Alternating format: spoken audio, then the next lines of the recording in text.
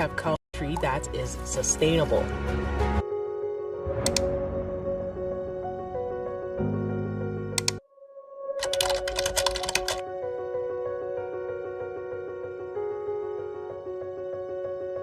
Our sustainable island state agenda, we intend to lead and dominate not just the Caribbean, but the world. We strive to deliver the best for you, the people of St. Kitts and Nevis. We will continue pushing boundaries by working harder, smarter, faster. So join us as we're powering agriculture, powering infrastructure, powering housing, powering tourism, powering social development, powering education, powering sports, powering creative economy, powering small businesses, powering healthcare, powering law and order, powering energy, powering ICT, powering environmental sustainability, powering progress. 2024 was great. Let's make 2025 even greater.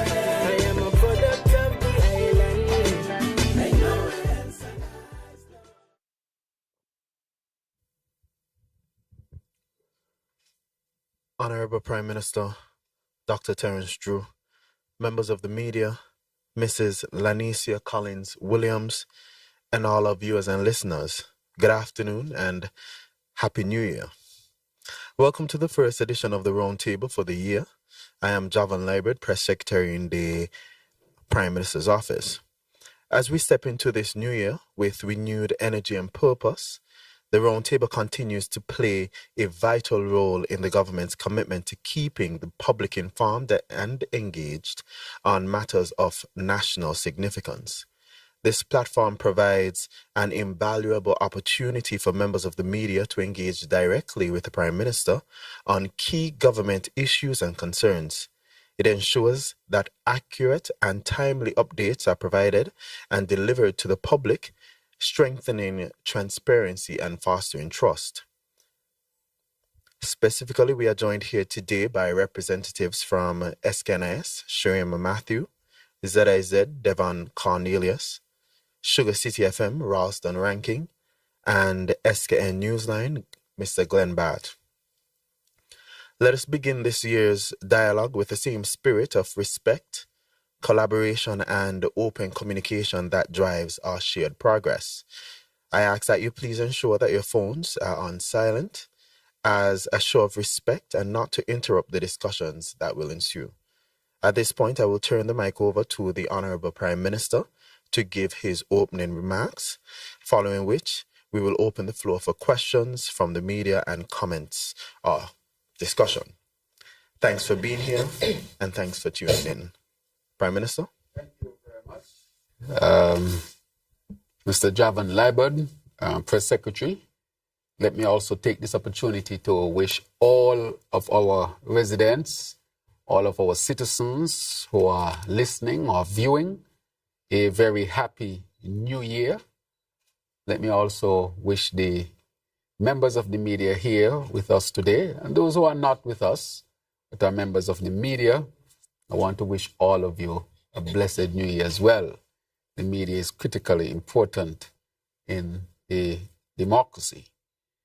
Let me say that this year is a year that we want to see continued transformation as we recover from the post-pandemic era and to really start to implement in earnest or to continue the implementation of all of the policies, projects to transform this country and to diversify our economy. let me reiterate again that this St. Kitts Nevis Labour Party administration is about people. It is people-centered and people-focused. I must reiterate that, a number of things had to be done and are being done to really make sure that St. Kitts and Nevis is put on a solid ground with the diversification of the economy so that we no longer depend on one sector. Let me, of course, take this opportunity to congratulate a few persons. We all know that Carnival was a huge success. And I want to take this opportunity to congratulate the Honorable Samuel Duggins and the Director of Carnival, Mr. Clement Ogaro, the Chair, Ms. Shannon Hawley, and all their teams for orchestrating what many are calling the largest and most successful and most vibrant carnival, sugar mass in the history of our nation. I would want to say as well to extend heartfelt appreciation to our security forces and the frontline workers who ensured the safety and well-being of all participants. I want to really highlight Commissioner Sutton and his team, the St. Kitts Nevis Royal Police Force. I also want to commend Acting Commander of the Military, Commander Sutton, or Major Sutton rather, and to say to all under his command and to all who were part of the security apparatus, to say thank you for your excellent, excellent work that was felt by all residents, citizens, and visitors alike. It cannot go unnoticed. I want to also thank our people for being a part of the whole thrust of making sure that this season was a safe season, a season that, of course, was marked by a sense of security, which, of course, extended after our 90-day campaign. And now we are in the season of what we call our citizen security and dealing with the issues from a public health perspective. And I want to say that this is very much welcome. Also, from a tourism standpoint, we are seeing that tourism continues to grow. And I want to commend the Minister, the Honorable Marsha Henderson, and her team for the excellent job that they have done from that perspective as well. As I go on and I continue to thank people, there are so many people to thank, but today I think we want to get into some serious discussion on a number of critical matters of national importance. But let me first highlight a number of things that we would have accomplished. And before I started to speak, of course, there was a video that was played that showed the year in review. In 2024, there were many challenges, but this administration, the St. Kitts Nevis Labour Party administration, stood the test of time. And it also demonstrated that a united cabinet working with the people can definitely achieve a lot. I want to say that we were able to ensure that the GAE plan was being put in place. The GAE workers who for many decades were waiting for them to be included in the pension plan that has been done and that will benefit thousands of workers. That is a major achievement that we achieved in a very early part of this administration. I also want to say that the minimum wage was another major achievement, the increase in salary for civil servants. And I also want to point out our Aspire program as well, because our Aspire program is a program that will benefit our people for many generations to come. And I'm encouraging persons to continue to sign up for Aspire. As we know, we are moving to diversify the economy so that we can know that, so that we no longer depend on one sector. And I keep saying a significant error and bad policy decision that was made by the former administration was to depend on the CBI. It's as if the plan was the CBI program and take that funding and use it for many other things except to diversify the economy. When we look at countries in the Middle East, they take the money that they would have made from oil and gas and use it to diversify the economy. One of the things, as I would speak further on the CBI program, is that I want our country to start a serious discussion as to the number of persons or citizens we would allow into this program. We are entering the realm where the number of persons through the CBI program can outnumber our indigenous population. We have to ask ourselves a serious question. That is why I said from the beginning, this would be one of the most difficult things that I would have to deal with, because we have to balance our sovereignty along with revenue, because most of the revenue came from this program. So part of diversifying this economy, it makes sense so that if one sector is affected, the economy can still continue. That is the obvious reason. But the second reason is, when we look at the CBI program and the numbers that come into the CBI program, the country needs to have a serious discussion as to the numbers coming in. I have been, I think, the Prime Minister that has shared the information and the data. And week after week, you all used to ask me, and I said that I would provide the numbers once the numbers are available. I've shared those numbers in Parliament. In the previous administration, when the question was asked, it was said that that was an industry secret.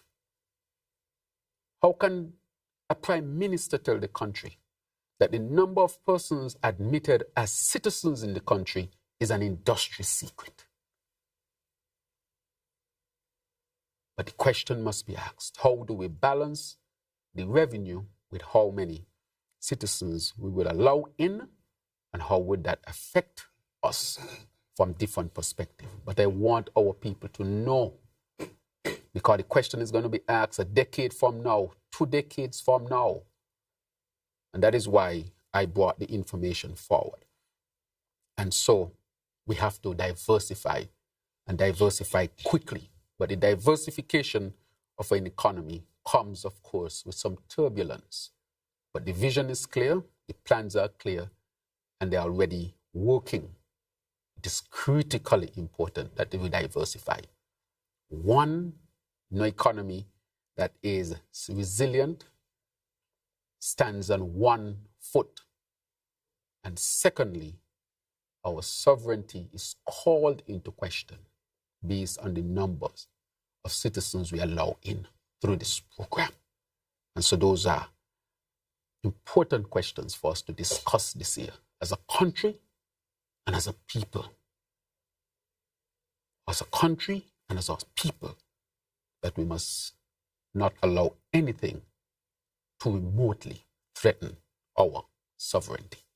And so I wanted to bring that different perspective, which is a perspective I always wanted to discuss, but once all of the information would have been had. I want to say, and other matters that we were able to achieve, some water resolution, especially in the Keon area. We're able to start our housing, finalize our efforts with the Bastia High School, start the implementation of the 90-day campaign against crime and violence, and citizen security, which is just not about crime and violence. Again, we saw a significant decrease in the number of crimes committed, and of course, the homicides as well. We started the implementation of advanced technology and innovation. We gave relief to our people through multiple programs. We have invested $320 million in support through different programs, whether it be Lift, Step, Elevate, fuel subsidy, and other subsidies. I think our country, in terms of percentage, is probably the highest percentage of the annual budget that is used to give direct support across the region. I think we should check the numbers. We have also started the healthcare modernization, agriculture investments. And so I would say from all perspectives, this administration is working tirelessly hard to make sure that St. Kitts and Nevis diversify and strengthen itself and to become more resilient in this age of climate change and economic challenges across the region. Let me say lastly that I cannot end my opening remarks without speaking about inflation. Inflation is a serious international matter that is affecting all countries across the world. No country is excluded. We have sought to bring policies forward to help to ease the difficulties or the challenges, such as increase in salaries, increase in the minimum wage, increase in the minimum pension amount, by supporting all of these social programs, plus the subsidies to electricity, to water, and to other social programs. And therefore, we have embarked after the last budget on a new path, which would be the BBW, the Budget Boost Wallet, which is very innovative, and I will discuss it later on, and also the VAT reduction from 17% to 13% for a period of time to give our people an ease. So it's a very fine line between maintaining revenues and giving as much support and relief to our people as possible. But as I've said, our people is always number one. So this administration has responded and has responded positively. And so I will end my opening remarks with those words and now give the media a chance to interact, to discuss these critical matters of national importance. And so I think the press secretary has set the rules, and I think you will start the ball rolling. Yeah, yes, good afternoon, Mr. Prime Minister. Yes. By now we know the rules yes. pretty much. Right. Happy New Year to you and the entire family. Yes. We saw you enjoying yourself in the carnival, which was good. To you. Yes. Right. Before I go into my questions, again, I want to say thank you for the St. Peter's main road. There's still some more work. Yeah, we see to be done, but I have to congratulate you on that for keeping a promise on that one. Yes. My questions. Yes, sure. The 2025 food security, as you know, we're in 2025. Do we still have time to meet the requirements, or did we meet the requirement? And if we still have time, could you elaborate and a little bit more as to how we would have to go about to meet the requirement for the 2025 food security? Because as you know, we just started 2025. Right. My second question, in Parliament, you mentioned $250 will be dispersed from January for the next 6 months. Will that be in the form of a voucher, or will it be cash disbursed to person's account, et cetera, et cetera? And my final question, I have to, put in this for my St. Peter's, the bus line, the bus facility. It's a new year, so the shed and the bathroom facility for the St. Peter's bus line. Will we see any, progress towards that for this year? Because it is really needed at this time. All right. Yes. Okay, good. Thank you very much, Rankin, for those questions, and Happy New Year to you as well. And we share the same community, and that is important. But you asked a critical question about the 25 by 25. Let me say that the minister has been working extremely hard with his team to implement this. We were hit with a drought last year. The drought affected us. And so we had to put in place a drought recovery program. And as you can see, many farmers got drip lines and covering for the farms and seeds and so forth. That is because we had a few $1 million put towards that, and that helped us. It didn't help us totally out of the hole, but it helped significantly. In addition to that program, we also have the hatchery, which was launched. And I think we are now producing enough eggs. We also brought in banana and planting, tens of thousands of slips, where we are replanting St. Kitts and Nevis. We also brought in pineapple. We are now doing the greenhouse village. And in addition to that, the Tabasco program. The Tabasco program is not just growing peppers. It is a holistic program where you will see a lot of other crops being grown on large scale. We intend to start with about 100 acres and, of course, to have discussion with other farming groups in St. Kitts and Nevis. So the proposal has come forward. We have already identified the land. We have already started to plant. And so we intend this month, we will start almost the full implementation of the Tabasco program. But it's a diversified agricultural program where we'll see large-scale farming as well and seeking to have markets outside. So we have done tremendous amount of work to get us there. The specific numbers the minister will share, and you can always get them from agriculture. But I can say that a significant amount of investments have been made in agriculture, and we will see a lot of those, the fruits of that investment. The issue is, again, the drought matter. It's still hurting us. And because it's hurting us, we know that it would affect yield to some extent. But we are responding to it by drilling for water. We did a survey of St. Kitts and Nevis over the December period to look for water sources, because we intend to drill to find more water so that we can make it available for drinking and make it available also for the people of St. Kitts and Nevis. So I would say from those perspectives, we are on track to significantly increase our food production based on these significant programs. You ask about you talk about the St. Peter's Main Road. That is a significant investment. The busmen in St. Peter's asked for a few things. One, a justifiable increase in bus fare, which they got.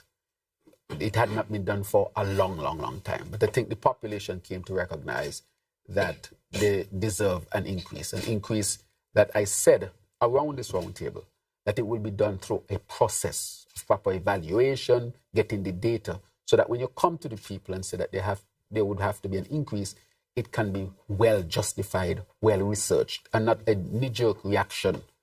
And so we were able to implement that as well. So the busmen in St. Peter's asked 3 things I've gotten 2, which is 1, the main road, which is a significant investment. And secondly, also, they were able to get a justifiable increase in fare, manageable, of course. The third one was the bus station. Again, St. Peter's was left out. Bus stations were built for the east and the west. St. Peter's was totally left out. The road was paved for the east and the west. St. Peter's was totally left out. So the busmen in St. Peter's were abandoned by the former administration. They abandoned the busmen of St. Peter's. No road, so the vehicles used to suffer more damage in terms of their tires, their shocks, and so forth, which increased their operational cost. And secondly, when it was being contemplated to build bus stations, St. Peter's was never really considered. And that to me is a travesty, because I said before that the largest area outside of Bastia is St. Peter's. It is the largest growing area, one of the largest growing area as well. When you look at the census of 2022, it speaks to that. And to not do the road and to not budget for a bus stand, a bus shed, as you call it, or a bus stop, or a bus terminal, to me was an abandonment of the last administration of the people of St. Peter's and the busmen of St. Peter's. We have approached the private person to purchase land on the College Street area. That evaluation has been done. However, what I'm being told, what is being asked for, is so much greater than the price of the land in that area, that I'm being told by the legal persons that if you were to engage in such, you can artificially increase the land price in that area and have other effects. So I want to be transparent with that. We approach a private person to purchase the land, and we are willing to pay even somewhat a reasonable amount above the market price. But the price that was being presented was way above market, multiple times. Not just an increase, but multiple times the market price for the size of land and the location of the land. And so we'll continue to speak to the private person. Had we gotten that land, the bus stop, or the bus shed as you call it, or the bus station would have already been built. So what we are seeking at this time is appropriate land to build the bus station.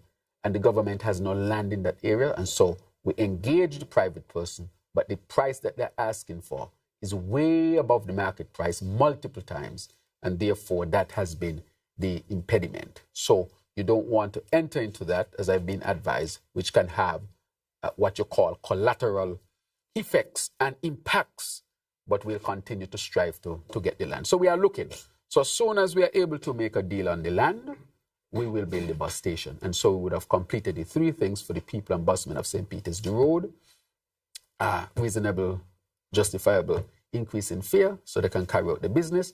And third now is to get the bus station. So I said to them, the only impediment right now is to find the land to build that bus station. But again, and I say again, when that was being done under the last administration, no serious consideration was given to the people of St. Peter's or the busmen of St. Peter's. And that is why I said we have been abandoned by the last administration.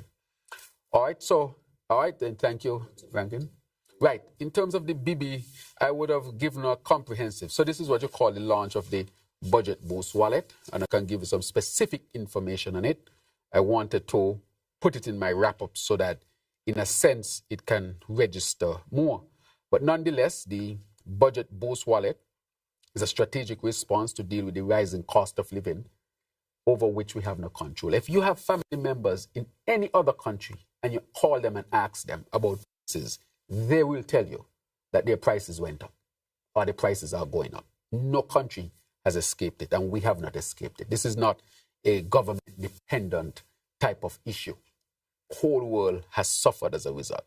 However, we have responded, and this will be a strategic offering easy $1,500 to each qualified person over the next 6 months. And these are to individuals earning less than $5,000 per month. We extended the relief a bit more into the middle class because the middle class also saw some challenges as well. Normally, when you do these things, you go to maybe those on the lower end, but we recognize that the middle class has had its fair share of struggle. I'm talking about teachers, policemen, some nurses and so forth. This middle class also needed some support, and that is why we extended it to them. Now, this will be used to purchase essential groceries and household goods from selected local businesses. Businesses will register accordingly. You can also use it to pay utilities, such as Skellig. Right, so I'm going to tell you what it is. So you're going to be able to pay electricity, Skellig, Nevlec, water services on both islands, and you're going to be able to make mortgage payments to NHC if you wish. What I would like to say, let's say you have 3 people living in the house. Each will get it. It's not per household, it's per person. So if you have 3 persons in a house, that will be, over that time, $4,500, because each will get that. And monthly, it will be about $750. And as a family, they can decide, look, let's put this money to our electricity, water, and so forth, and then whatever salary we get in, our wages we get in, we can use that to buy food, for example. So it will give the household an ease. So it's not per family, but per person who qualifies. And so they can use it for that. Now, it will be given, we'll use the technology, because we have used it. The technology on your phone, for example. Those who don't have phone, which is a minimal amount, they'll find a solution to give them, but you can get it on your phone. So you'll get it on your phone in a wallet. You know what a wallet is? People have different types of wallets. It's almost like an account when you do more banking. You have an account with money in there. So let's say you go to Skellig. You can take your more banking, but it's called the wallet, and you can give Skellig that money. So let's say your bill for Skellig is $120. You can go to Skellig, you have $250 that month, and you can transfer that money directly to Skellig. No paper needed. It's technology we're going to use. So all of it, so you're going to get the wallet on your phone. So let's say you qualify ranking, you will get the wallet, and that will be Rankin's wallet. And so you can go to water department, electricity, the supermarkets who are participating, and use it as a transfer of cash to do what you want to do.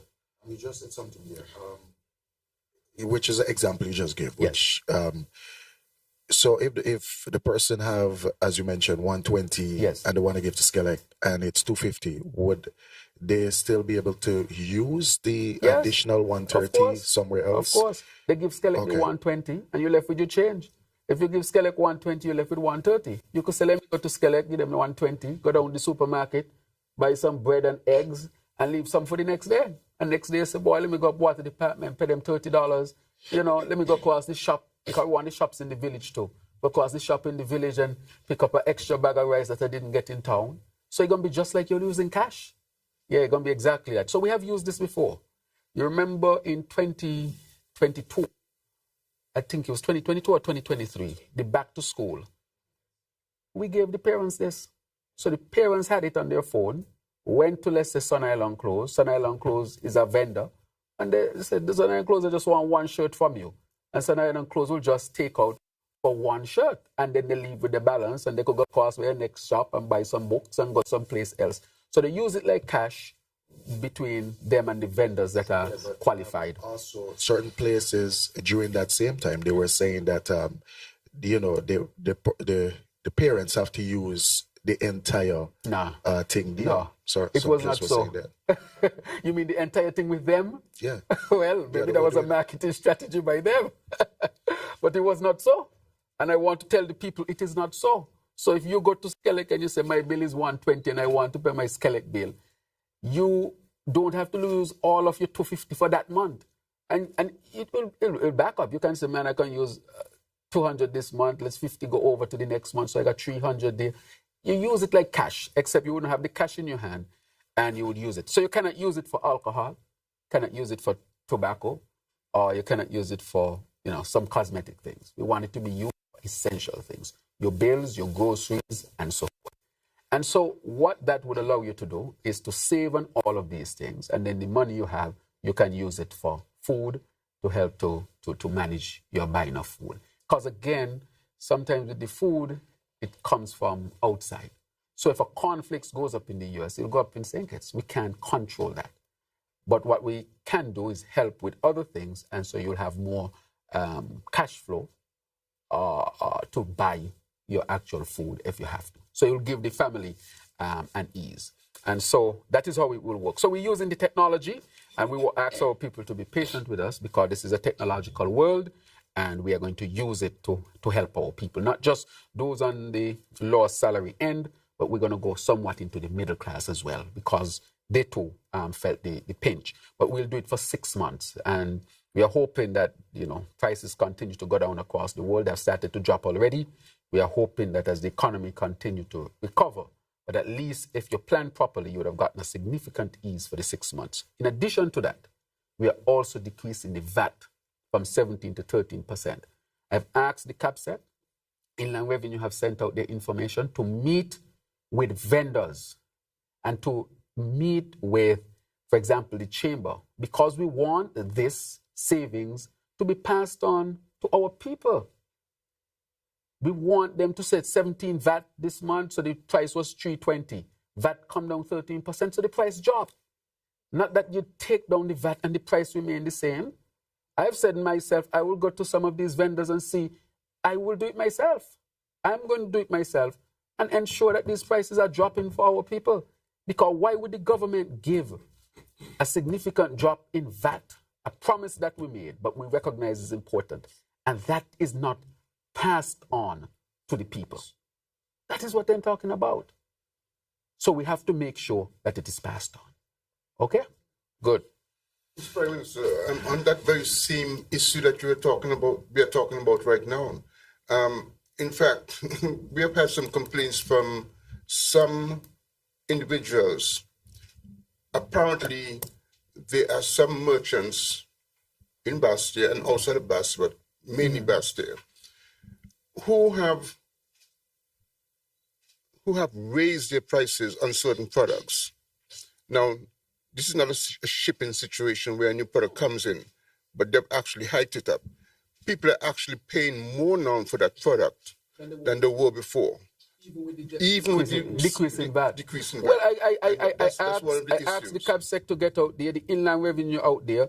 We are going to get out there because this cannot be acceptable.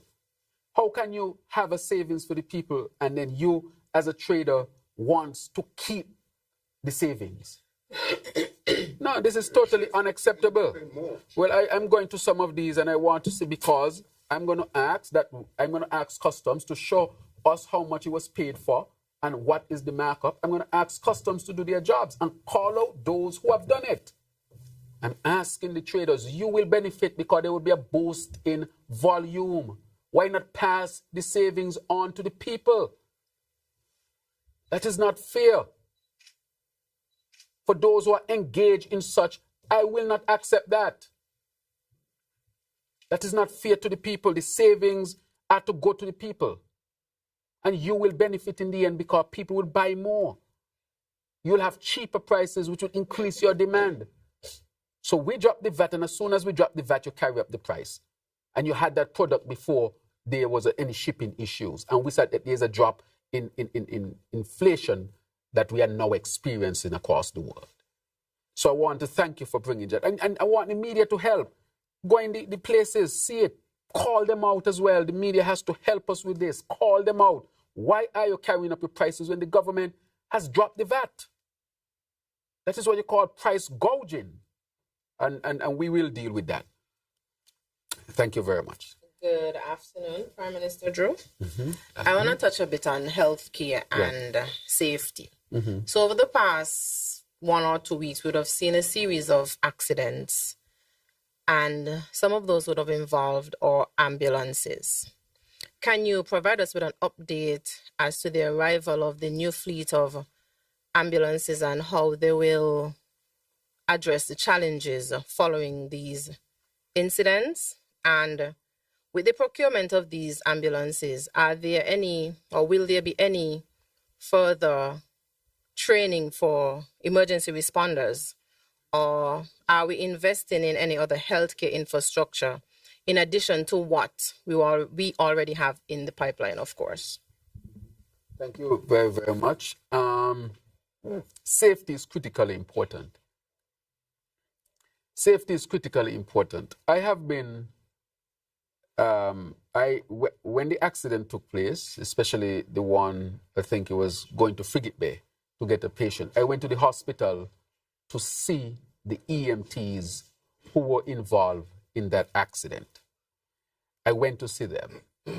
And in speaking to them, they said to me, they had on their flashers, their sirens, their horn, and persons just were not pulling over. And so I want to appeal to our people that when we see the emergency vehicles, police, ambulances, fire, and so forth, we need to do what we were taught while we were learning to drive. Give way, pull on the side, give way. And so the ambulance, they are trying to get to the patient as quickly as possible. A driver in front of the ambulance would not move. The ambulance tried to move, then they moved late, and so the accident occurred. And so an ambulance costs a lot. They're not cheap at all. And so I want to encourage our people to respect the traffic rules. We have seen a lot of accidents, and I want to really extend my deepest condolences to those families that are, aching at this time because of the loss of life, the communities. What we have seen is disregard for the traffic rules and regulations, people driving too fast, not respecting the traffic regulations. And so I would like to ask our people to respect the traffic rules and regulations. You might be saving your own life. And so I want to ask our people to take these things seriously. I want to thank the AG. The AG has put together a committee/task force to come up with, I would say, other measures to make sure that our people are protected on the road. But it comes down to behavior. I want to ask our people to respect the traffic rules. because the very life you save might be yours. But that is what we have gleaned. So we have a fleet of ambulances. They're due to arrive in February. Next month is 5 brand new ambulances. I want to remind our country, and some people ask me why I do it sometimes, because if we don't remind our people, people forget. I remember when the question of ambulances was asked, that question was asked. The then Minister of Health, Wendy Phipps, said in Parliament, ambulance expensive. As if to say, we can't have a fleet of ambulances at this time because they're expensive. Our attitude is different. An ambulance is critically important. And so we have invested in a new fleet, a fleet of Toyota brand, because we think that here in St. Kitts and Nevis, Toyota is well known to mechanics, well known to drivers. Parts are easy to get.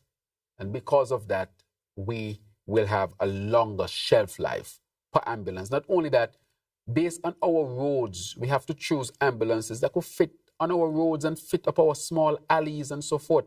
Sometimes the ambulance go to pick up somebody. If you have these large ambulances that are built for highways in the United States and so forth, the ambulance can't go up to the alley to pick up that person who needs to come down. So you have to park outside and carry up a trolley and try to bring them down, or a wheelchair, which is not the most ideal situation. And so therefore, we are buying ambulances that are fit for purpose here in St. Kitts and Nevis. So they will be here very, very soon, next month. And so we should have the launch of our new fleet of ambulances. But it is sad that we lost one ambulance and another seemed to have been lost. It's a challenging period, but we'll do everything to make sure that our people get the service that they deserve. So in the next few weeks, we will have enough ambulances here in more than enough here in St. Kitts and Nevis. Good afternoon, Mr. Prime Minister. Diaspora ZIZ Broadcasting Corporation. I want to look at the economy and CBI. Firstly, people argue that the CBI program is generating less revenue because of measures implemented to improve transparency and accountability.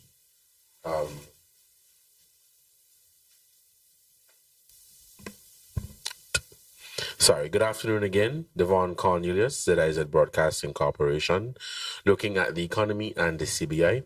So people argue that the CBI program is generating less revenue because of measures implemented to improve transparency and accountability. What is your response to that criticism? Mm-hmm. And despite the positive outlook in the budget, there are still assertions in some quarters that the government's performance was poor in 2024, given the revelation that this SIDF appears to have been a great source of funds under the previous administration to basically keep the country running. How do you respond to claims that there being surpluses versus a current deficit, which is brought into perspective by capital investments? Yes, thank you very much, Devon. This is a very, very important question. I started out in my opening statement speaking about sovereignty. We had to take the measures that were taken with respect to the CBI because we would have lost our visa-free access, because we needed to take measures that were not taken, and we would have lost the program, period. So first, let me put that on the table. That is what we inherited, a situation where we had to act. And of course, I've kept saying that this is a difficult and challenging situation because the revenues will be affected. However, we were able to make the changes and lead on some of these changes in the region and help to stabilize the CBI program. And that is where we are. That is why we have to diversify the economy. Because in the same breath that persons make those arguments, ask them the question, was it the correct strategy to have the economy rely on one sector? So that if something happens in that sector, the whole economy is undermined? That is the question that must be asked. Was it prudent that this administration would make the necessary changes to make sure that we maintain our relations with our international partners and our visa-free access, even though it depends on them, but not to do anything? And thirdly, should we continue to have a high volume of citizens be admitted through this program where the numbers can surpass our indigenous population? These are the questions I want our people to ask and answer. If you ask me, this present generation and the generation to come would ask, why was the decision made to allow this subset of citizens to be greater than our indigenous population? That speaks to our sovereignty as a country. Think about it. And therefore, decisions had to be made. One, to protect it. But then again, if you protect it, you have the opportunity to stabilize it. And so we have already seen the CBI already coming back, of course, on the premise of transparency in the framework of the OECS and the Caribbean. So it's not going to be business as usual. Things have changed, and we have made the changes to make it sustainable, to make it respectable, and to manage how much citizens will allow through this program. That is a serious question. It needs serious debate. That troubles me. I remember saying to the AG, that is what keeps me up at nights. That issue.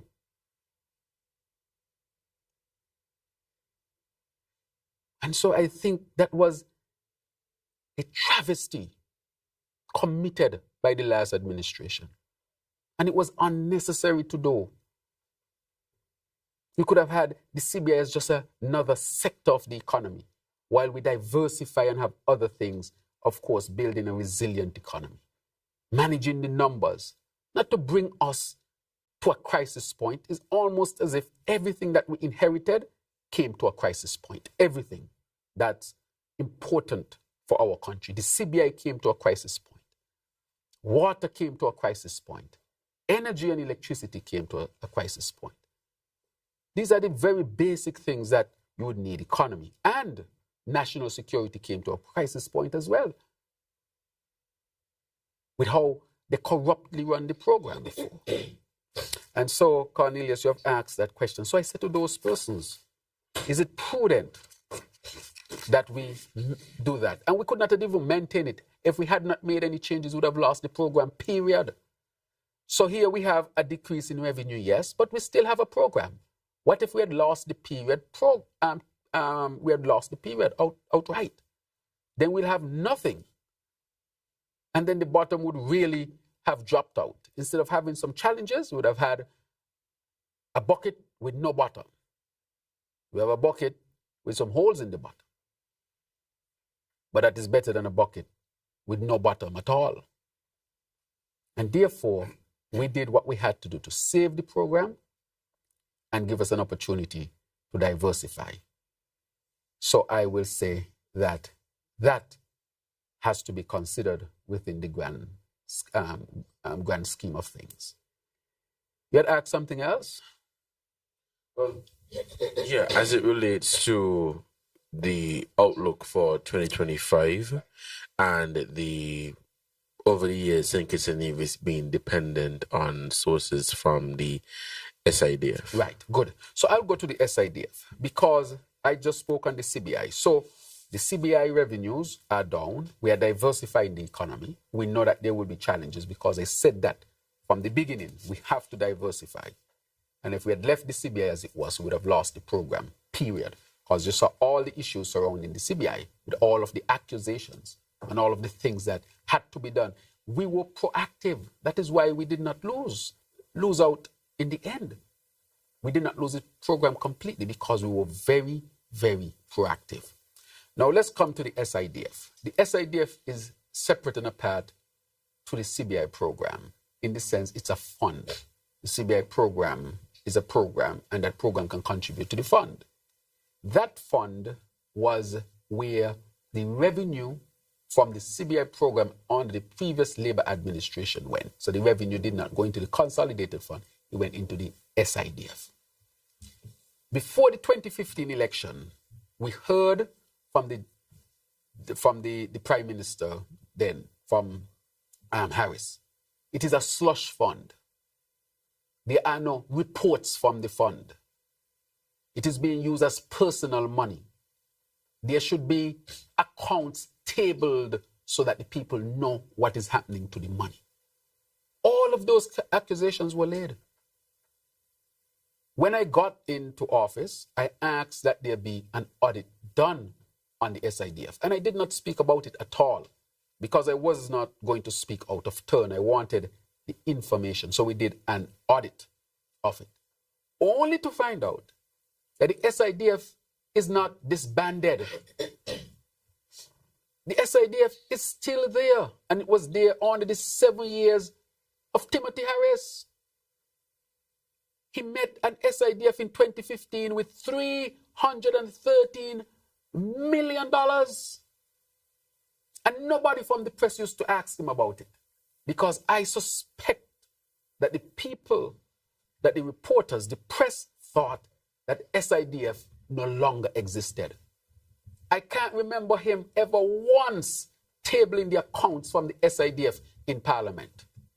I can't remember once he giving an update to the country as to the $313 million that he met in the SIDF that was left there. So nobody knew that the money was there.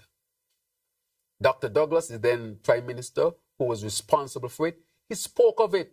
But I think because they had dragged his name through the mud, that when he spoke of it, people did not believe when he said he left over $250 million in the SIDF. And so no questions were asked of Harris. And so he had this $333 million to do what he wanted with, using it to supplement projects to prop up his government as if he had brought that money in and never told the people that the SIDF was paying for all of that. Do you know that the SIDF today is paying for the rent for the Barstow High School? Does the media know that? Do you know that Harris met $313 million, and when I took over in 2022, there was only $10 million? $303 million spent from the SIDF, and the people not told? So you have a table here. These are facts. $313 million in 2015. 2016, $301 million. 2017, $285 million. 2018, $112 million. 2019, $92 million. 2020, $76 million. 2021, $54 million. And 2022, $10 million. So between 2021 and 2022, $44 million plus was shifted from the SIDF. And the people not informed. How could Harris have used over $250 million from the SIDF and did not account to the people of St. Kitts and Nevis? This is a travesty. And I know when I read it in Parliament, people were shocked to know that the SIDF is not dead. The SIDF is there. And $303 million not explained to the people. So that again was used to prop him up, and he hid it from the people. So when he was saying surplus after surplus, it was not because he was generating that. It's because he had a fund like the SIDF from which he was spending and not informing the people. So sometimes people say, where the money coming from? Well, money coming, but where is coming from? It's your SIDF money. You know what should have been used with this money? This money should have been put into a sovereign wealth fund. Because he spoke of a sovereign wealth fund. Do you know that we asked the IMF to help us to establish a sovereign wealth fund? So we have the framework, pleasantly, that we intend to implement. Had this gone into a sovereign wealth fund, this money could have been invested, and the interest on this money could have been used to do a lot of things, and you still have this money. So the money was walk off. He accused Dr. Douglas of all sorts of things with the SIDF, and Dr. Douglas left $313 million for him. That is why they couldn't bring any charges. And in 2022, when I got there, $313 million went down to just mere $10 million. talking about political hypocrisy, talking about non-transparent practice, which leads to questions of corruption, because a big song and dance around the SIDF is that the people must be informed. I remember then Eugene Hamilton make a big song and dance about the SIDF when he ran against me in 2015, saying that the Labour administration was using it as a slush fund, and Eugene Hamilton was there for all this time. And never informed the people of this money and what it was being used for. $303 million used out of the SIDF, and the people did not know. Maybe I have it wrong, maybe the media had the information. But I was looking for the information and I never saw once the tabling of the accounts of the SIDF. And I intend to table this account, this audit, in Parliament and discuss it in Parliament, because this is a travesty. This is where money was coming from and people did not know. Being used for all sorts of things and not accounting to the country. Because the SIDF is held in trust by the National Bank. It is not part of the central government. That is why they were able to use it and not bring it to the country. But the very thing that they accuse Dr. Douglas of and the then Labour administration is exactly what they did. He met 313 million. I met 10 million. 303 million. Asked Harris what he did with it. Never accounted to the people. So I just wanted to say that when he was talking about this and that, he had that. I don't have the privilege of having that somewhere. I have to find new money. Again, this money should have been placed in a sovereign wealth fund and let the interest be used to propel our growth and transformation. And this money could have been there even today as a buffer for St. Kitts and Nevis. And then he says he's a good accountant. He thought he would have been in power and nobody would have found out this. That is what he thought. He thought he would have won the 2022 election and he would have been able to hide this even more. And not one person in his administration alerted the people to this. But apart from that, he also hid it from them. I can tell you that as well. There were people in his administration did not even know that this was being used. So, Devon, you are right. This was being used to prop. Did not know, and so he acted as if he had all the money in the world. Yeah. Shift a bit to the young people. Yes. The recently passed 2025 budget. What's in it for the young people? In other words, how does it address the concerns and aspirations of the young people in areas such as education, employment, and entrepreneurship? Good. Thank you very much for that. In the area of education, you would recognize that the Minister of Education would have presented, but we have increased the budget for education, or increased the budget allocation amount for education, because we believe that education should be as accessible as possible from the preschool level all the way up to the college or tertiary level.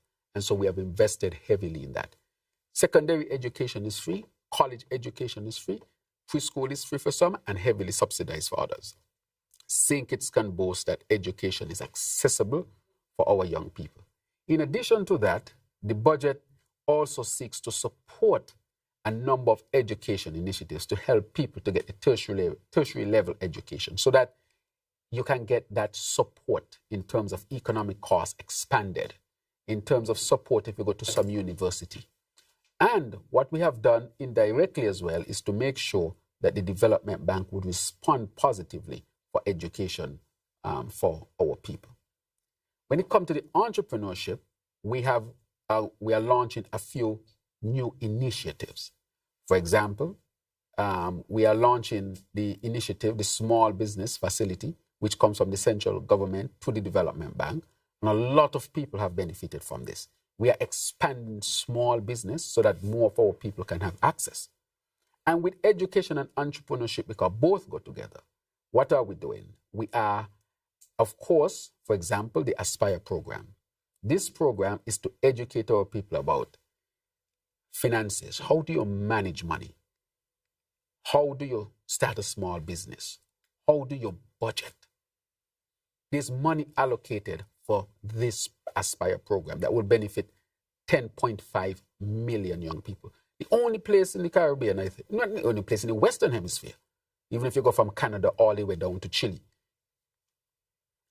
Argentina, at the tip of South America, you'll realize that we have this program as a program that is only in St. Kitts and Nevis, where young people get an account where they save and they will be able to buy shares into companies. So even before they leave school, they are accumulating wealth with the education that goes with it.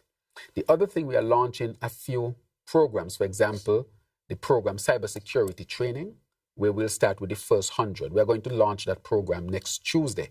The first 100 young people will be trained and certified to the Canadian standard in cybersecurity, so they can work for companies all over the world, because cybersecurity personnel are needed. And as we see more and more hacking and so forth, we understand how critically important. So we're starting with 100 young people. After that, we want to increase the number so that our young people have options, and good options in terms of the jobs that they will be able to get. We are expanding TVET, for example. This is vocational training. Recently, we had 3 persons from the Elevate program who graduated from AVIC. First time in history, they graduated as part of Elevate program, the transformation of what they used to call the Peace program. 2 in business, 1 in construction technology. And so we're going to train much more this year. All of that is in the budget in terms of training. So I wanted to ask our young people to get educated, to get into business, but meaningful business. Get training for the specific jobs, the vocational field, the cybersecurity field, the academic field, wherever they choose. This budget is reaching out to our youth in terms of training and employment, and giving scope to them in terms of the creative economy. The creative economy to expand. Carnival was an expression of the success of the creative economy. You see the amount of young people on Macajumbi sticks as we stay here, the actors, the clowns, the masquerades. It was rich. When you look at the children's carnival, it was a reflection of the great work in the creative space. So many young people being exposed and participating. When you look at the shows, it's because people are being exposed so they can represent themselves well on the stage. And let me, of course, congratulate the young lady who won the Haynes Smith. Caitlin Wilson, who won. I want to congratulate her and congratulate her parents for her tremendous, and her chaperone and so forth, for bringing back the crown. We saw Carissa Willett went to the regional to participate in Calypso show, and she was the only OECS person, I think, placed. 2 Trinidadians first places, and then her, and she got a special award. Again, speaking to the power of our creative economy. And so I want to say that there is space for the creatives, space for those in agriculture, space for those who are in academics, space for those who are in vocational. I'm asking our young people, take advantage of these opportunities. Don't get involved in no crime and no violence that don't lead nowhere, that lead to hospital, death, and jail. You have better options. Choose them. That is why I'm proud of the 3 young people from Elevate who went to AVEC and got certified. And this year we're going to get much more of our young people certified. So thank you again for that question. Mr. Prime Minister Glenn Batt from SK Newsline.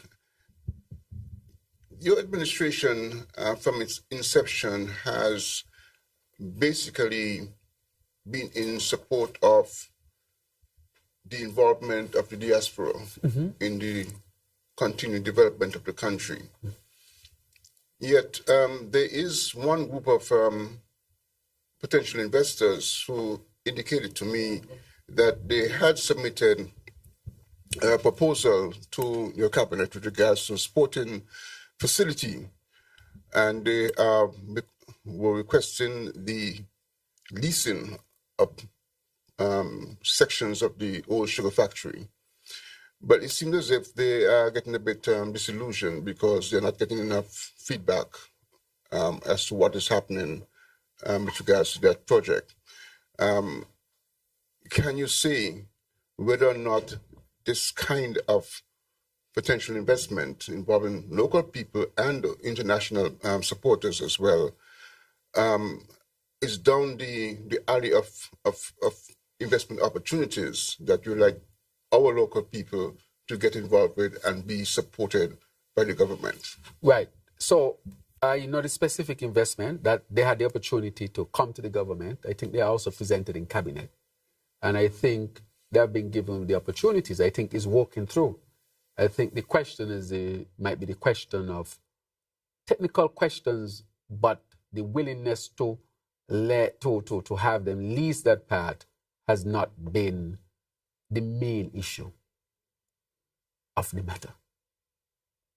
And I would say, not going into the details of it, not to reveal who people are, not to let my statements be any sort of words that can bring, disrepute to anybody. I would leave it there and ask them again to approach the relevant ministry and to find out what is happening.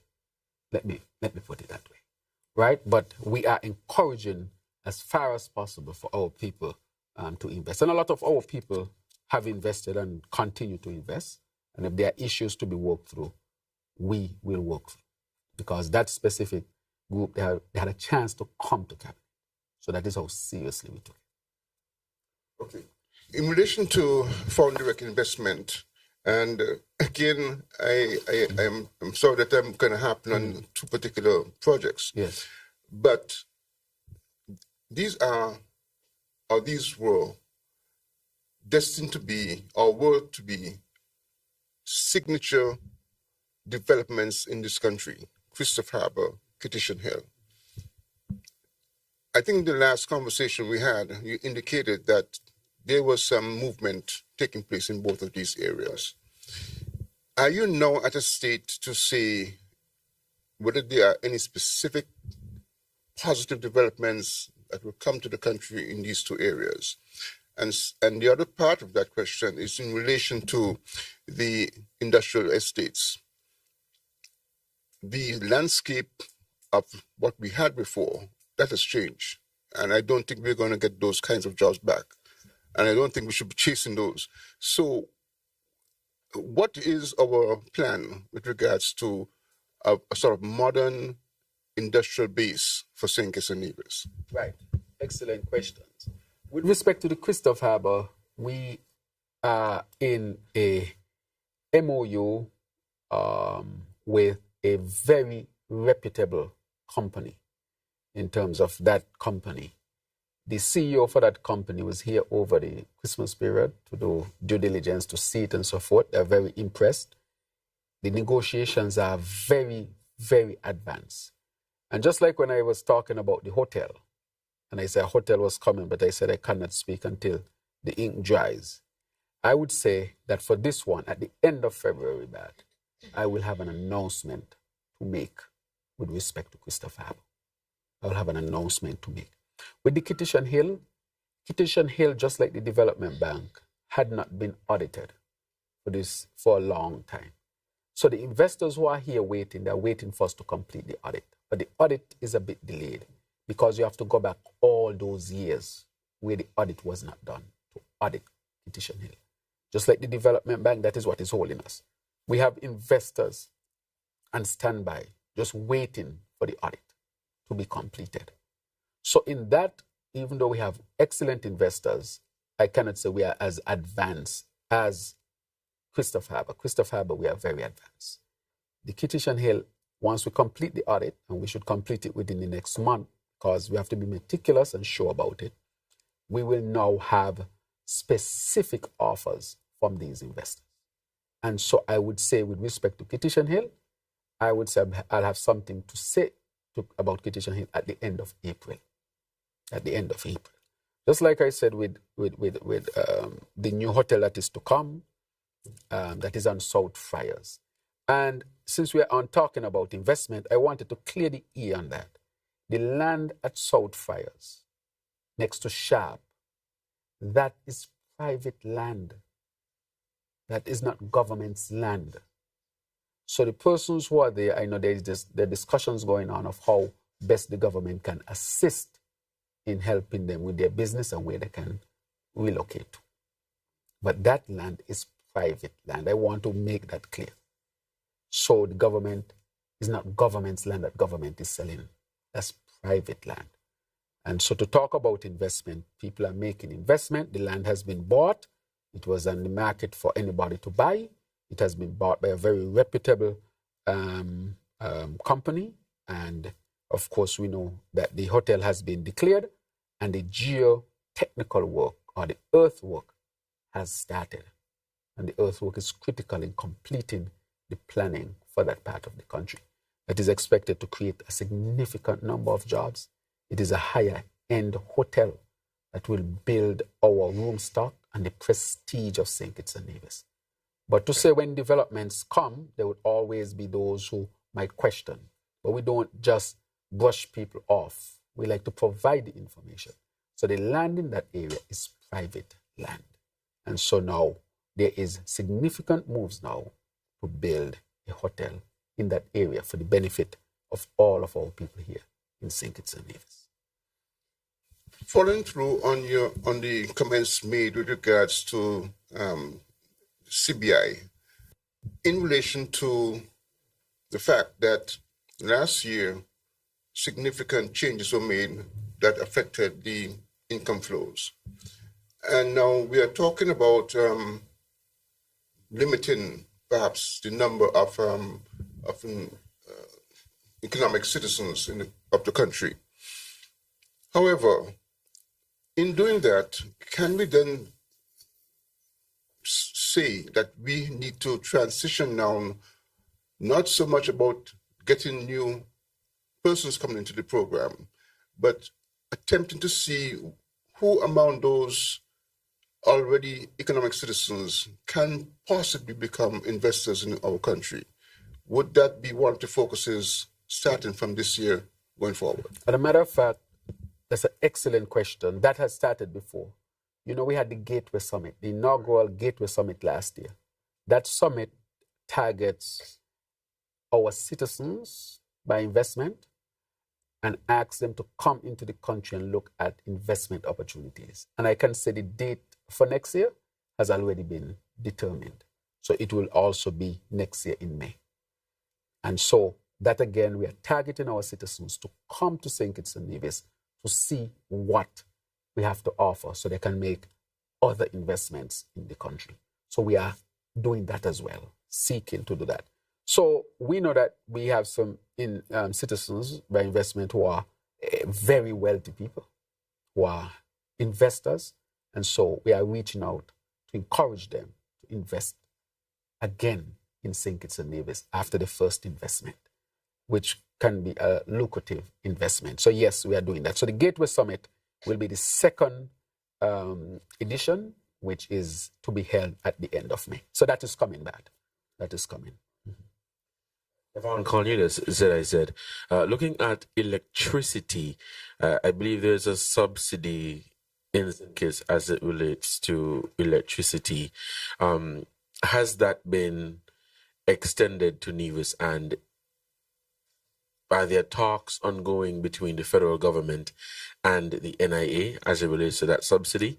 And looking at health, what measures as it relates to national security are being implemented in response to reports of an outbreak of human metapneumovirus in China? Okay. Thank you. Right, thank you very much. With respect to the electricity, you have NEVLEC, and the country, they have their own policies. So you have SCELEC, and we do our own policies here. Nevis does its own policies. So with respect to that, it is island specific. Now, with the other one that you asked with respect to the health matter, I got an update from the CMO, who got an update from PAHO, that at this particular point, there is no serious threat to St. Kitts and Nevis, based on what she wrote to me about 3 days ago, that what they were seeing in China was not above what was expected and so forth. However, that virus is there. So I know the CMO will give more information on that. But presently, I can say that the CMO, in collaboration with PAHO, has declared for us that there is no serious threat to the region or anything like that. Things can change. but there has not been any report of changes that I am to report to the people. So that is what I would like to report at this particular time. So no need for alarm and stuff like that. But on the question of power and electricity, I want to say that I have met with the foreign minister of Taiwan. We have agreed to Taiwan leading on a 50 megawatt solar farm here in St. Kitts and Nevis, with the construction to start in 2025. I want to also say, when it comes to geothermal, we have a real offers on the table, and to say to you that we have sourced the funding at least for the drilling of geothermal. We have sourced the funding. So based on where we're at right now, geothermal drilling of those initial wells is on track. And the 50 megawatt solar farm, that is definitely on track as well. Why? Because part of the issue with our economy is the cost of energy. We have to create energy as a new sector and to drive down the cost of energy. If we drive down the cost of energy, to answer a bad question when it comes to the issue of industrial site and so forth, we will be able to attract industries. If you don't have energy, bad industries don't come. And especially with the high-end industries now, they are energy intensive. Even in the hotel industry, the ships are asking for onshore power. The country that can provide onshore power soonest will have the advantage in tourism. They'll have the advantage in the manufacturing sector. They'll have the advantage in attracting foreign direct investment. So energy will have direct and indirect benefits for our country. And that is why we are pushing so heavily on the solar plant and the geothermal, because these really, they create a paradigm to help us to shift when it comes to the diversification of our economy. Energy is where we are pushing heavily at this particular time. I want to go back to what you spoke about earlier as it relates to CBI and citizenship here in St. Kitts and Nevis. And you made the point that journalists have been asking for numbers as it relates to the passports and demographics and all of that. I'm happy that you've since shared details on that. Will there be regular updates as to the number of people granted citizenship and their demographics? And then going back to an issue I believe we spoke about some time ago as it relates to the fair share agreement between St. Kitts and Nevis that is being worked out by the World Bank. Do you have an update on that? I spoke to the FS, change in leadership with respect to the World Bank, but that should be in the final stages of completion. I will have an update on the specific time at my next, or you can reach out to the Ministry of Finance and get that specific time. But that is on track to have an independent body such as the World Bank to give us their position or give us a formula as to how this should be worked out. So it is important that we do that so that when something like that comes to the Federation, we see that it comes from an organization that is reputable with no skin in the game, and an organization that will tell us this is how it should be done. That is necessary.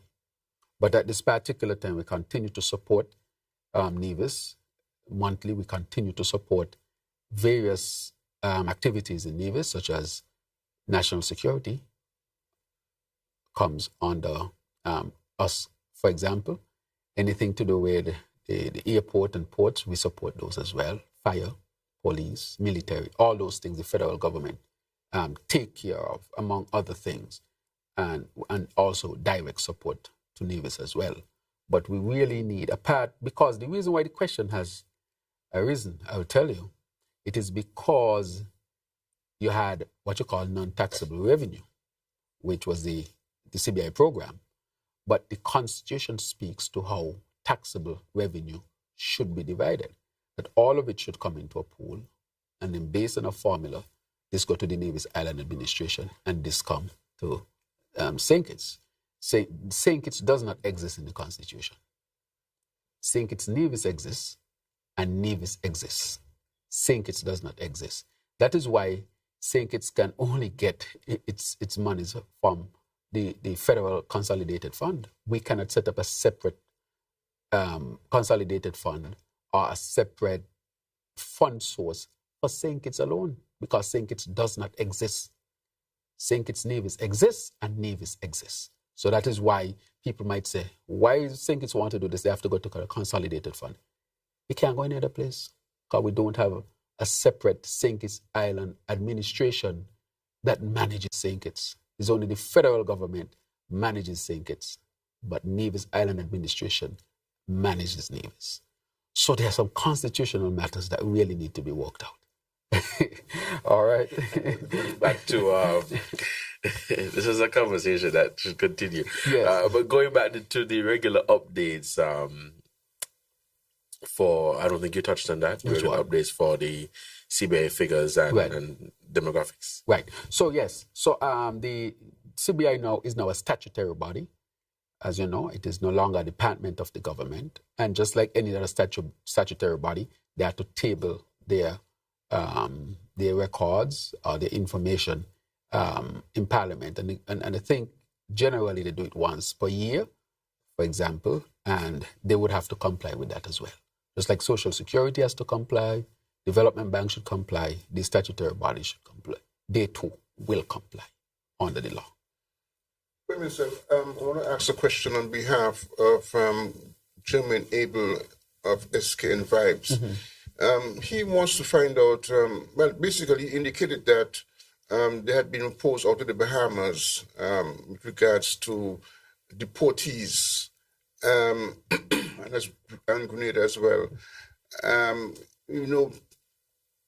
President-elect Donald Trump is going to be taking office within a few weeks, and he has a particular position with regards to getting rid of certain people out of the United States. So what Germany wants to find out is if the government of St. Kitts and Nevis has been approached by the U.S. Embassy or any other U.S. authority in regards to accepting deportees into our country. Right, we have not been approached. I cannot speak to something that I have not been questioned about. So he asked the right question. Have we been approached about anything like that? No. So I would say I don't even think about it. I have not even thought about it because there's nothing to think about, because we have not been approached and we have not entertained that. Mm-hmm. Yeah. There's another question that I wanted to ask. In relation to the long-term outlook of St. Kitts and Nevis, 2025, I guess, is going to be or has to be a very pivotal year for progress to be made. Yes. Going down the road. Yes. What then, I know energy is one of the sectors that would be a focus, but what other areas outside of energy and health that this government needs to place urgent priority on if we are to get closer towards a sustainable island state that you have been talking about? Mm-hmm. So the sustainable island state model has 7 pillars. And if you look at it, those 7 pillars form our strategic pathway. And you mentioned some of them. For example, energy, water, food security, circular economy, IT, and I think it's tourism and health there. So you have 7 pillars. And those 7 pillars are what inform our strategic plan. And so our economic development plan, which was also tabled in our last discussions and when we had budget discussions, speaks to that as well. So those are what we're doing. And we're already moving. For example, IT, we have contracted the firm that helped Estonia to transform. So they'll be working in St. Kitts this year. We have also met, you saw that I met with Tony Blair. Tony Blair's institute is going to help us with the IT transformation. Because without the IT transformation, nothing takes place. And so that is already on the way. If you look at inland revenue, you see the significant advancement. You can pay all of your taxes, your license, and so forth. That is part of the transformation. So the IT transformation is going to really take off this year. So that must take place. That we probably sometimes don't talk a lot about. Secondly, the energy which we talk about. Water is critically important. So and then when you have energy, water, you have food, because as I said, the agriculture cannot expand without water, reliable sources of water. And then the IT, the circular economy, of course, will come in. And then we look at the other matters such as tourism and health and so forth. So we are investing in all of these areas significantly. Water, our desalination plant is going to be completed around August this year, August to September. That will provide 2 million gallons to the Basti area fundamentally. And so the woes that we see happening, it is because there was no investment on the Harris in water for the 7 years. That is why I keep saying, what surplus are you talking about when the people don't have water? How does that make sense to talk about surplus when the people don't have water? And it was not a surplus because we saw he got the money from the SIDF, by the way, 303 million. And what actually is going to take place is that investment with water reliability that attract investors. When investors want to come to St. Kitts and Nevis, they ask, do you have a reliable water supply? These are questions they ask. If they realize you don't have a reliable water supply, they're not coming. And when you don't have a regular water supply, it affects the economy in many different ways. So water has to be done, and we have invested in water. So I want to say to those who are suffering as a result of the water woes, this was predicted since 2013, 2014, under the Harris administration. Not one well was dug and not one desal plant was established. We are going to launch the first desal plant at the end of this month. That's the desal plant at Canada with the UAE. The next desal plant will be launched around Independence this year, which is 2 million gallons. And then we have already done the survey, the geological survey, to see where water is on the ground. And we are going to do a robust program of drilling around the country. We are going to resolve the water matter because we are making the investments. The energy matter, we're going to resolve that as well. With the plant that is coming, the solar plant, and of course the investments that we'll be making, geothermal, which will be a little bit further down the road.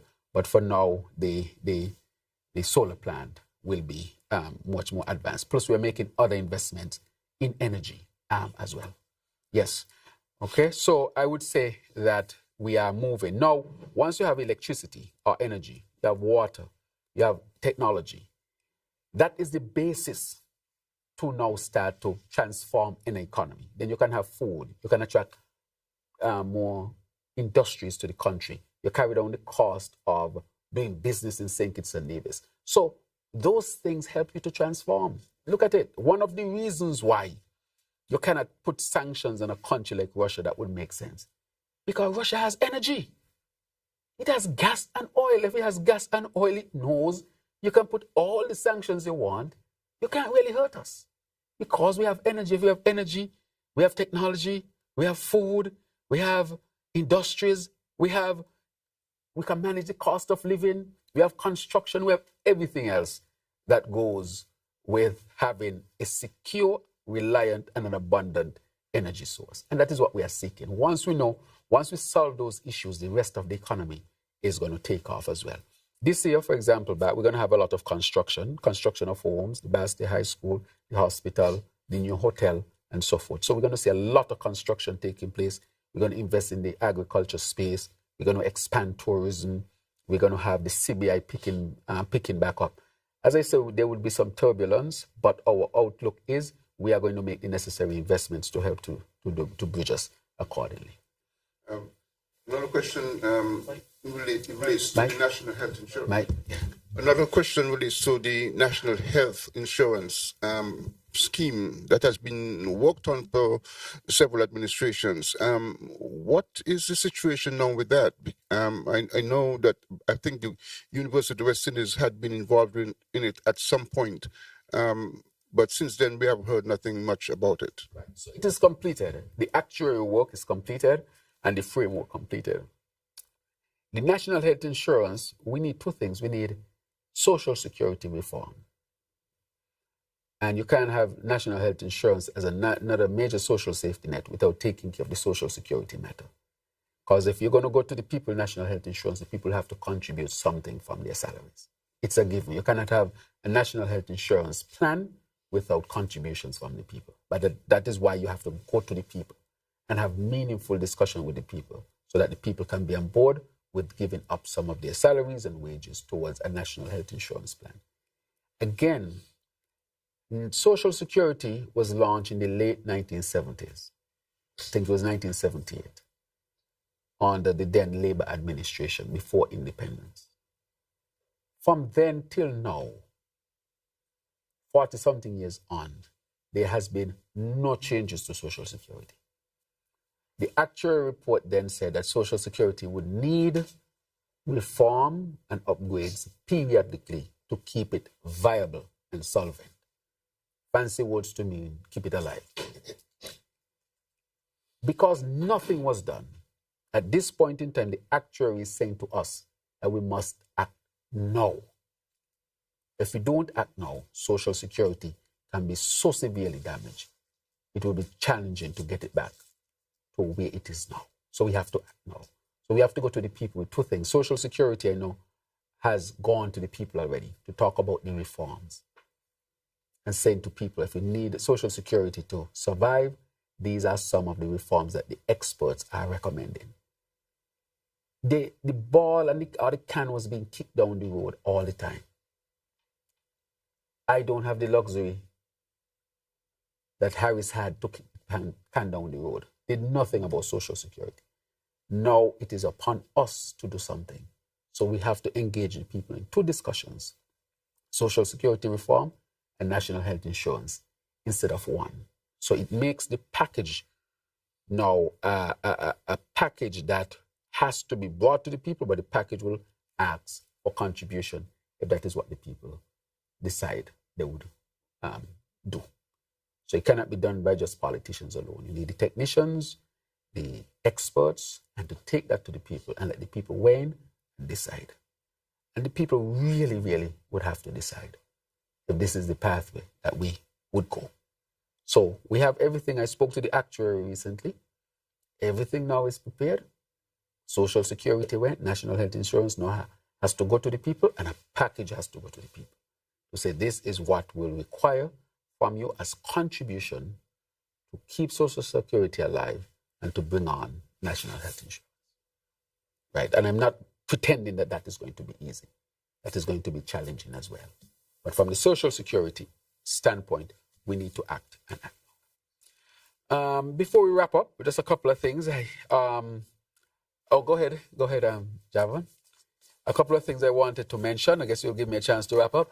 Okay. You can go straight into it. Yeah, okay then. Thank you very much. So let me wrap up now. I want to thank the media for their indulgence and for their questions, as usual, to inform the people. But I want to bring a couple of things to the people's attention that Harris has been out there talking about.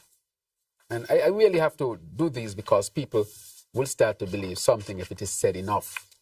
One of the things I wanted to bring to the people was the SIDF, to show that this SIDF was used by the Harris administration, and they met $313 million, when we took over $10 million, and he never told the people where the $303 million, what he used it for or where it has gone.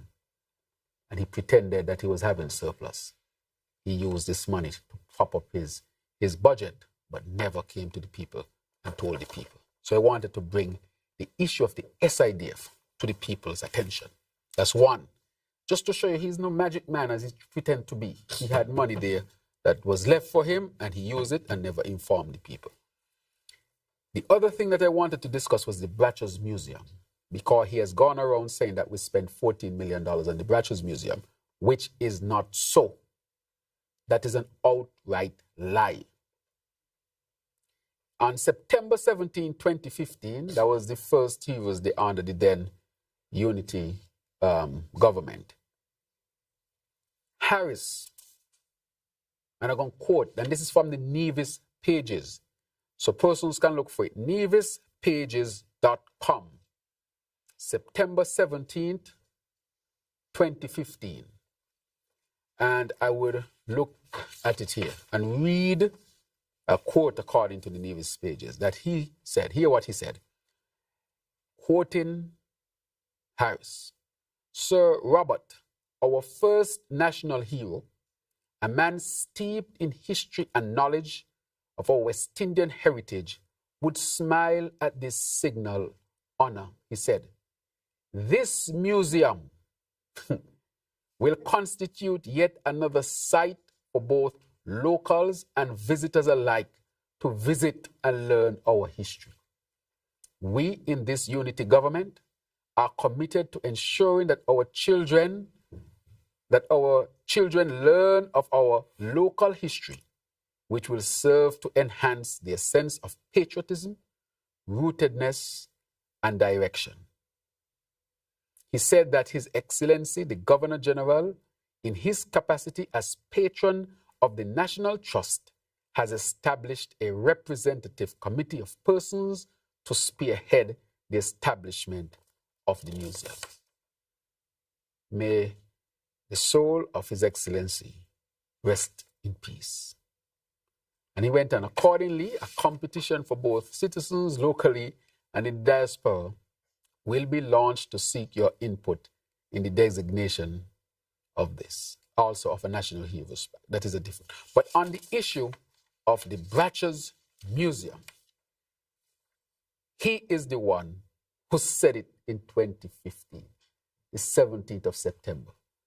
This is what you call political hypocrisy to the highest degree.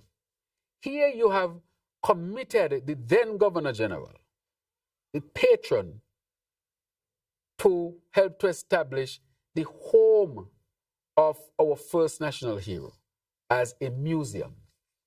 And now you did nothing. And now that we are doing it, you are criticizing us. How much more politically hypocritical can someone get? This is from him.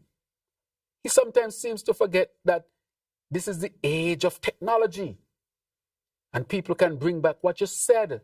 You said this, the Nevis Pages has your words here. You said the home of Robert Lowell in Bratches should be a museum. And that the patron, who was the then Governor General, is to spearhead the establishment. When I got into office in 2022, the then Governor General, God bless his soul, discussed this with me. Because between 2015 and 2022, nothing had been done. And he said to me, PM Drew, this is something I would like to see get done. And now that we are moving on it, he's criticizing it and lying to the people about $14 million. We did the first stage, which was to stabilize the building. We're now going into the second phase. But we have started to do work at the Bratches Museum. But I wanted to bring to the people that go to Nevis Pages and you'll be able to get the story on that. Not finished yet, I wanted also to bring the story of the salaries. Because he's going around saying it's egregious. He used the word egregious for this administration to bring to the people salary increase for parliamentarians. I want to say to the people that in the estimates of 2021 for 2022, Harris passed it in the House to increase the salary by 84%. And he's saying we took 33%, which is not so. It is 20-something percent. But he increased it to 80-something percent. He passed it and budgeted for it. This is what he was expected to get, an 80% increase in his salary. And then that is again political hypocrisy. Tell the people that you passed it in the House in 2021 to give yourself an 80-something percent increase in salary. Look, the estimates here. Look what it said. Provide legislative services for the Federation. Remunerate members of Parliament. Actual. So you would have gone all the way up and make it from 486,000, you'd have gone up to 895,000. And it's projected for 2020, planned for 2022, projected for 2023 and 2024. Planned for 2022. In the 2021 debate, he was the Minister of Finance. He brought it, gone from 4-something to 8-something, an 80-something percent increase. I mean, and he is saying to people that we were the one who did this. And I ask the people again to please look at the estimates. This is what you call political hypocrisy and seeking to fool the people. This is the next one, you know. So I brought today the SIDF, I've brought the Bratcher's Museum, and I've brought the increase in salary.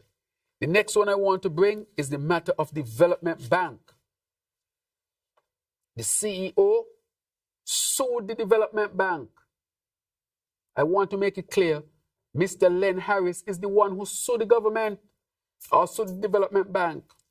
We did not bring any lawsuit initially against him. He brought it. So I want that to be clear, because they're giving the impression as if we are witch hunting or targeting them. Len Harris brought a suit against the Development Bank. And of course, the bank responded. And that is why I said to the AG, well, he brought a case, well, let there be a case. And I want the cameras in the courtroom.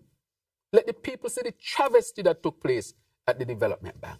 So I want to say to our people, he is the one who bring the first case against the government. The government did not witch hunt anybody.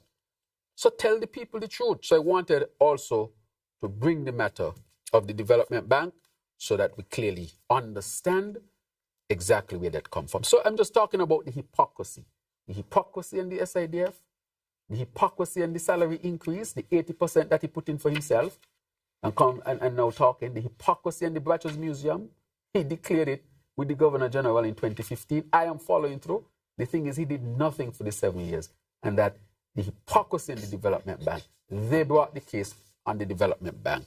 And therefore, we should have the cameras in the courtroom and ask the AG to please apply for cameras in the courtroom so that people can hear the travesty that took place in the Development Bank. So that is a serious matter as well. I want to finally wrap up by saying that this year will be a year, as you said, that we have to really invest in the transformation, because we can no longer depend on the CBI like we used to. But I want to highlight that we are making those investments for what we call C, the diversification of the economy. But a number of things people can look forward to. I mentioned the major projects that we can look forward to, which are the projects at the hospital, the Basti High School, the housing, the new hotel, the solar farm, and so forth. Major projects, among others, that will also take place. We'll also have the BBW, which is the budget boost. As I said, it will be technology. You'll get a wallet on your phone, and you can go to participating vendors. We will attack those who are increasing their prices with the drop in the VAT. We will attack it. We're not going to accept it. Pass the savings on to the people. The people deserve it. The people are hurting by the inflation. We took a measure. Participate with us to help the people. But instead, you are increasing your prices, some of you, so that you can make more profit. And I'm going to ask Custom to present to the cabinet the cost of these things and to verify the cost of these things so that the savings are passed on to the deserving people.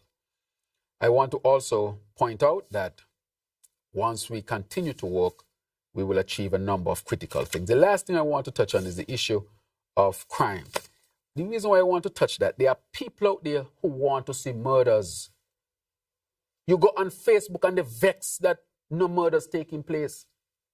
Inventing murders, saying you have 10 unintentional homicides. What is that? What is 10 unintentional homicides?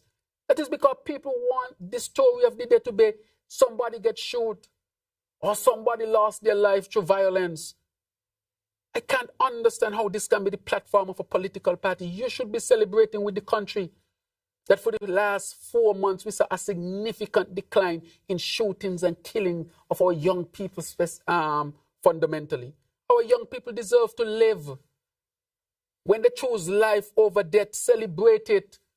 Don't invent numbers and try to spread this bad name, St. Kitts. Can you imagine people online trying to say we have more homicides than we actually had? Can you imagine them online telling people we had 10 unintentional homicides because they want to spread bad news about St. Kitts and Nevis? This is what Times toilet paper is engaging in. Trying to tell the world that we are uncivilized.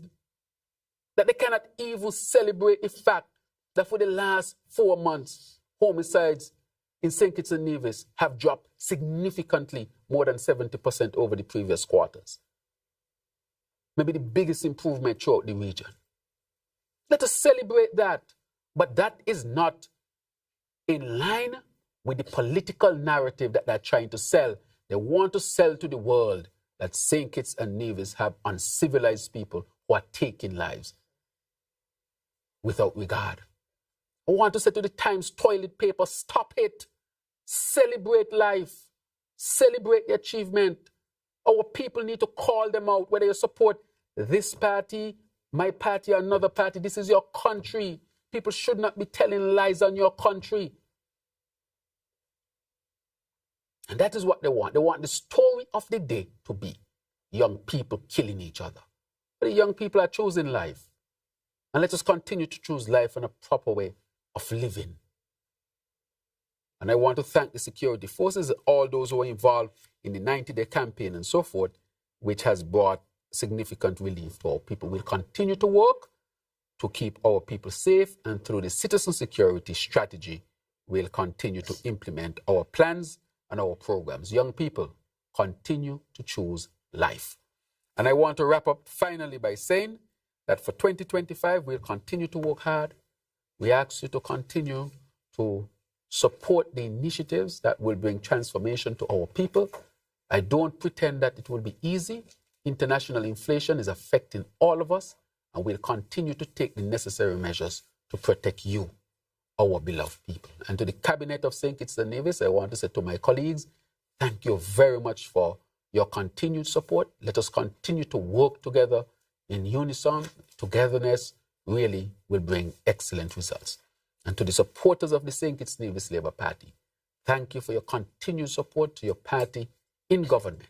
And for those who may not be supporters of the party, your support as citizens and residents to bring about the transformation of St. Kitts and Nevis is critically important. Thank you for your time, and may you have a blessed day. And thanks to the press as well. Thank you. Thank you, Prime Minister, for consistently making time to engage with the media. Your openness ensures that questions and concerns are addressed and that people of St. Kitts and Nevis remain informed, educated, and aware of the development shaping our nation. We also extend our heartfelt gratitude to the media platforms that broadcast the Roundtable, allowing these important discussions to reach audiences at home and in the diaspora, ensuring that no one is left out of the conversation. To our listeners and viewers, thank you for tuning in and being a part of this dialogue. This has been the Roundtable with the Honorable Dr. Terrance Drew, Prime Minister of St. Kitts and Nevis. Thank you, and see you next time.